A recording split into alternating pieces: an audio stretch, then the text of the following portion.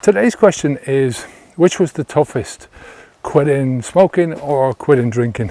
I did both. I smoked weed a long time ago for about 5 years, but I always hated weed. I only ever did it because my wife, that was her thing, and so it was doing it with her. But I stopped that on its own once my wife passed.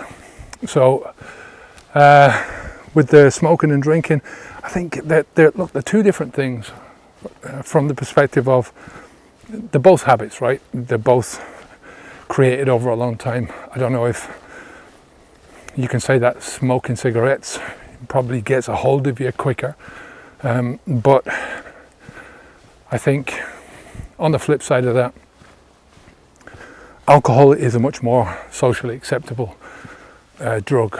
Now, it wasn't when I was growing up. There was, it was acceptable to smoke as well, so you could smoke anywhere. I mean, when we moved over to Spain 10 years ago or 9 years ago, you could smoke in bank queues waiting for the bank teller. People used to smoke in restaurants, in supermarkets. So it all depends. It's not that long ago that it was different, but definitely as we speak now, smoking is much less socially acceptable than alcohol. So quitting smoking, I think, is going to be easier. But from a personal perspective, I always found that smoking was tougher for me, and for a few different reasons. One of the reasons was because it just took me so long to quit. I knew from an early age that cigarette smoking was no good for me. You wake up in the morning and you've got a morning smoker's cough. It's not good for you, and everyone around you is telling you it's not good for you. And you see the life, you see the actions of somebody who's a smoker much more than you see the effects or the consequence of somebody who's a drinker, right? I mean, you have to get to the extreme edge of that to be able to see or to recognize, I think. So when I stopped, I tried to stop maybe 100 times or more, but I was young. I didn't have the same set of skills that I have now. I didn't have the same set of motivations as I have now, and I kept smoking for a long time. With cigarette smoking, when you're starting out to stop, you have to think about it as a day-long craving. So it happens all day long. If most people get up in the morning, they smoke, and they smoke all the way through until every half an hour or whatever it is, until they go to bed. So it's a craving that is going to attack you all the way through the day. Whereas with alcohol, most people don't drink until the evening because you're not allowed to.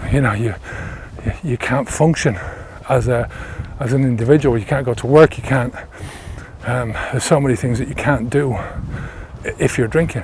Driving a car, for instance. So, but you can drive a car. You can work while you're smoking. You can have cigarette breaks. I think it's illegal in most places to fire somebody because they're smoking. You have to give them the cigarette breaks. But there's a lot of different things. I mean, when I stopped drinking, I was much more motivated to stop, and I had a bigger skill set. When I stopped drinking, I also had stopped smoking a couple of years before, so that gave me an extra. I understood myself a bit better. I understood my own how to control myself better. I had more control over myself. So there's a lot of different ways of looking at this. Of course, this is always going to be a personal thing. Some people say, well, stopping smoking is like stopping heroin use, that it's that bad. I found that it didn't last long once you can get over that initial couple of weeks, and it gradually gets less and less and less. And again, it's a habit, so it's getting out of that habit of putting the cigarette into your mouth and lighting it, and doing that over and over again. Like I said, there's a lot more, the sequence of events happens a lot more when you're a smoker, because you might drink 6 drinks a day or 7 or 8 drinks, whereas you might smoke 20 or 30 fags. My dad used to smoke 60 a day, so that was a fairly consistent habit throughout the day, that when you stop, it's one of those things.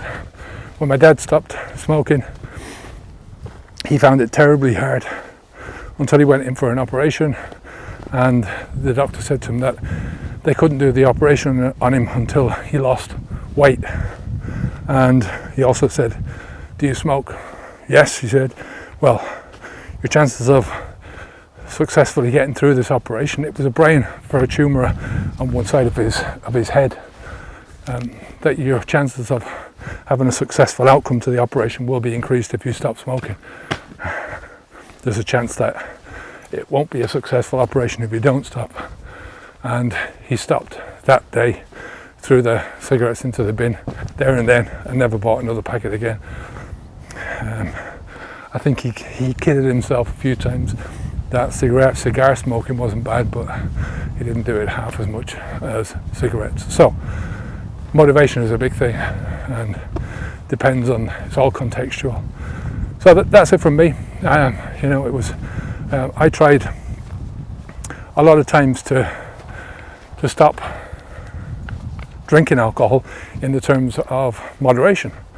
I only tried once to stop altogether, knowing that I was never going to go back. Every other time I tried, it was to reduce the amounts I was drinking, and they always failed.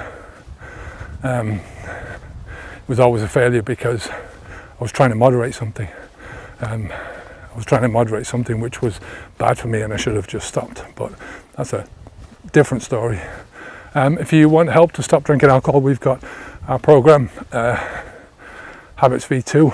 This is sponsored as usual by that. A lot of good videos in there to help you step by step of the way through this journey, from preparation through transition, transformation. We have a lot of courses as well in almost every aspect of this step that are part of the program, and we've also got a great forum, great community of people who are only there willing and happy to help you out. So take care of yourself, and I'll speak to you again in the next video. Onwards and upwards. Bye now.